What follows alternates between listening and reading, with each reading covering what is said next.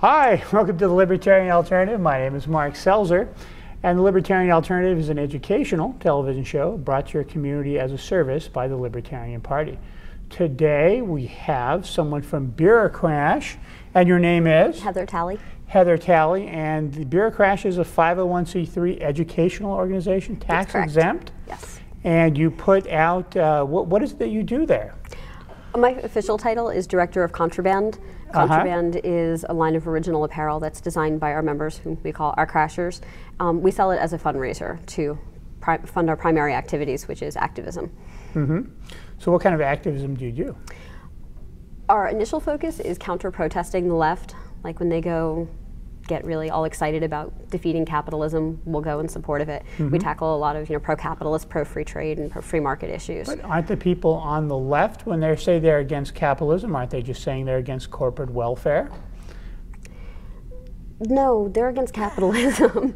They're raging socialists and they're against capitalism, and they will use any issue they can possibly get their hands on, be it environmentalism or healthcare or whatever it is, just as a way to rail against capitalism. I think there's a hard left that is against capitalism. I think a lot of other people are drawn in by the issues, like being against corporate welfare and Halliburton and things like that.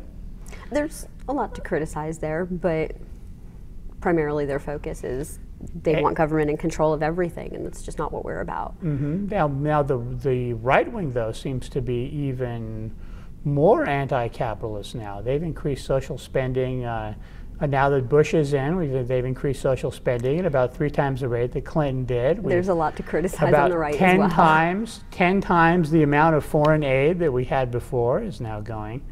There's a lot to criticize there, too. We don't reserve our ire specifically for the left. Everybody is fair game.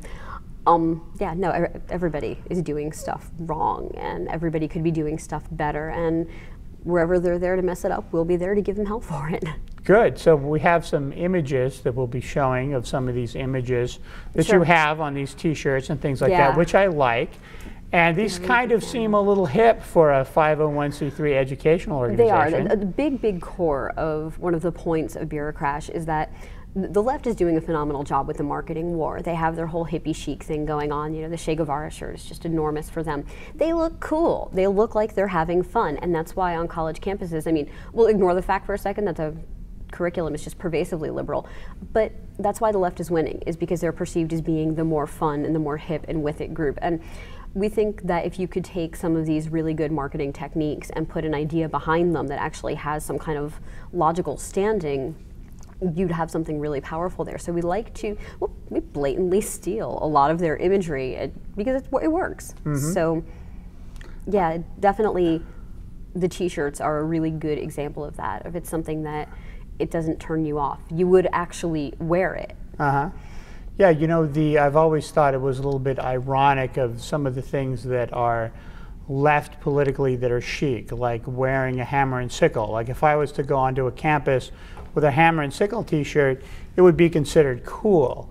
Okay, but that's revolting. The it's communists, totally true, but it's revolting. The communists killed 80 million people in concentration camps at the kindest estimate.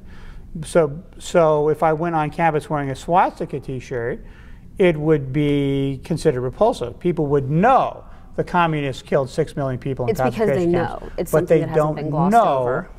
That the hammer and sickle is a symbol of concentration camps as well. And they don't know that Che Guevara was to the Cubans what Hitler was to the Jews. But he has a pretty face, and he's got this reputation as being a revolutionary and a rebel. So they wear him on T-shirts. And he wasn't a revolutionary or a rebel. He was somebody that was advocating for more government control over everybody's life. There's nothing rebellious about that at all. He was a totalitarian. He was a murderer. I mean, he's a horrible, horrible person, but he's got this mystique about him, and he's got a pretty face, and it's very, very attractive artwork that somebody did of his face at one point, so it graces a lot of T-shirts. Well, I'm always really careful when I talk about the government and the left and the right that I state that I don't disagree with their goals. I don't agree with the left that people should have enough to eat, people should have access to affordable health care, people should have adequate housing, people should have a chance to be educated at an affordable price.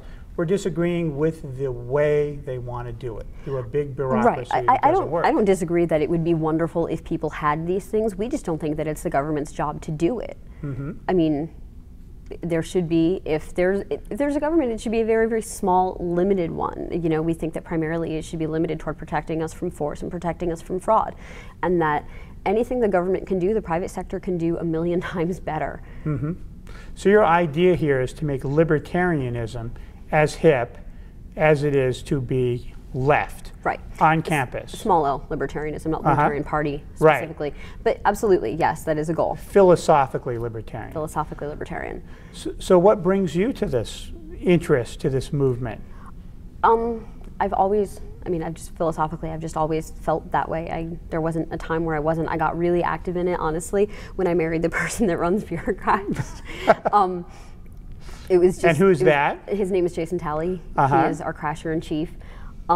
He runs the show, and you know, I was around, so just started helping out because I was there. I really got drawn in on a personal level last year when we went to almost back to back. We went to Geneva for the WHO ministerials where they were attempting to push a social health care agenda globally.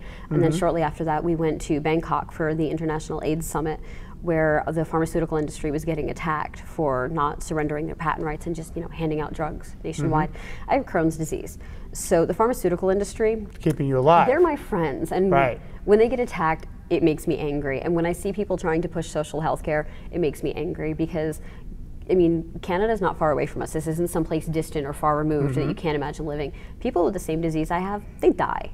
Because in certain provinces, the drug that I get isn't on their provincial formulary, and if they have a more aggressive case and nothing else can handle it, they just can't get it, period. Wow. So this is something that really hit home for me. So, you know, on a personal level, that really, really pulled me in. Socialized medicine, you have just as much or more of a failure in getting medicine to people that need it as you do under any other kind of a system. And hopefully, if we move out of government control, we can make more health care affordable to more people. And I see, as we were talking about before, I mean, I see, you know, basically capitalism, real capitalism, not corporate welfare capitalism, has made computers and so many other things more available to huge amounts of people at a diminishing price constantly. And I think if we use the same principles in medicine, we can do the same thing and get more to more people. Absolutely. I mean, Walmart's a really good example of that. Walmart is being attacked by where I live locally right now in Florida because they want to open distribution centers close to a river. So they're being attacked, and there's all these anti-Walmart protesters. Walmart has completely increased the quality of life for so many people in this country. It's very ironic that, you know, this is taking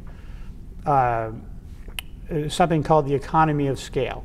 Now, if you read old socialist books from the 30s, you will find that they're talking about something called the economy of scale, where they wanted to centralize everything and then use that to distribute goods and services to everyone in a cheaper way. Now, they failed at doing that. The people that are doing that are the capitalists. And it's working, and they're getting more things to people at a cheaper price. And I constantly hear people say that, oh, it's shutting down small businesses. Well, it's actually not, because whenever I go to my big box store where I shop, I see nothing but small business people with cartloads of stuff for their small businesses. Absolutely. I mean, my parents are small business owners. Yeah. So and when we switched from horses and buggies to cars, yes, some people that shoed horses lost their jobs. But the overall benefit to the economy of having cars and progress made everyone's life better. Right. And that's, you know, but you see, that's the responsibility, though, of Walmart to make people understand that. They have the money. Ironic, too, that these are always people who are talking about the greater good. They're happy to tax the wealthy people because it's for the greater good and more people get more. And when there actually is something that is for the greater good, they bitch and moan because 5 people